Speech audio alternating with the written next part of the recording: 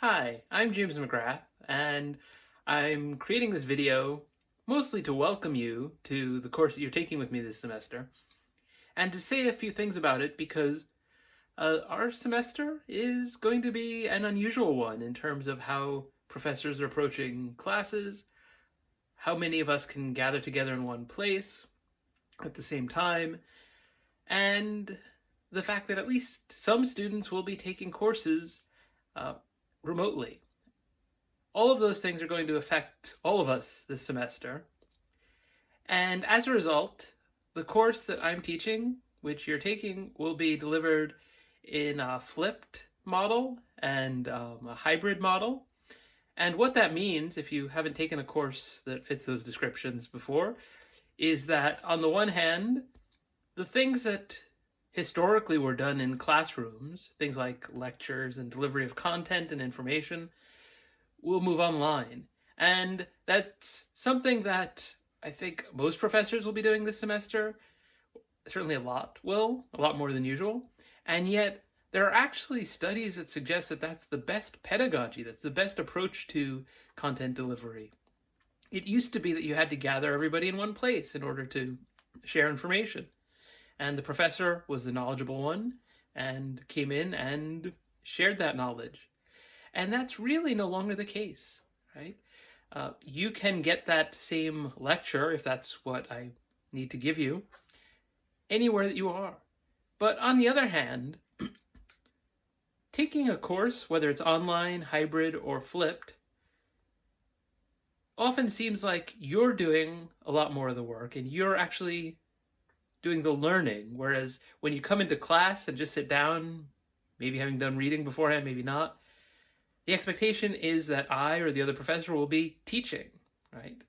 And you can think of your role as passive in that case. But in actual fact, if you are to learn, whether in a traditional course or in a flipped one or in a completely online one, it's entirely up to you. And it depends on you and your effort. Really, the closest model to what a professor's role is probably that of a coach, right? Or a trainer in the realm of sports and physical fitness.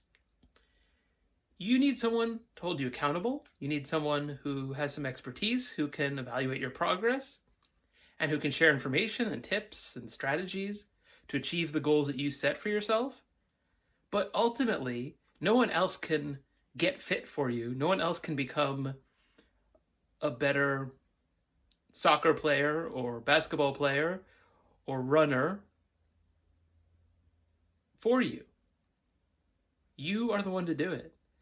And I'm here to hold you accountable, to help you along the way, to provide you with all the information that you need, except where I'm going to be sending you out to find things on your own and to learn on your own. Because, again, you're not going to, 10 years from now, I would guess, say, oh, I remember I learned something about this in Dr. McGrath's class. You're probably going to look things up on the internet, even as you do now. And so a key component is going to be not just learning from information that you're provided, but also learning to find information, learning how to discern what are reliable sources of information, and that sort of thing. And so I put a lot of emphasis on that as well. That's what's known as information literacy, and we'll be spending at least a little bit of time, if not indeed a lot of time, focusing on those skills as well. Some of you may have a lot of skills in these areas. Some of you may have some background knowledge that's relevant to this course. Others may be starting from nothing. Either way, what you get out of this course, how much progress you make, and what skills you take with you at the end of it, depends mostly on you. But one thing I do want to emphasize that isn't always true of online courses where you just sign up for it along with thousands of other people maybe.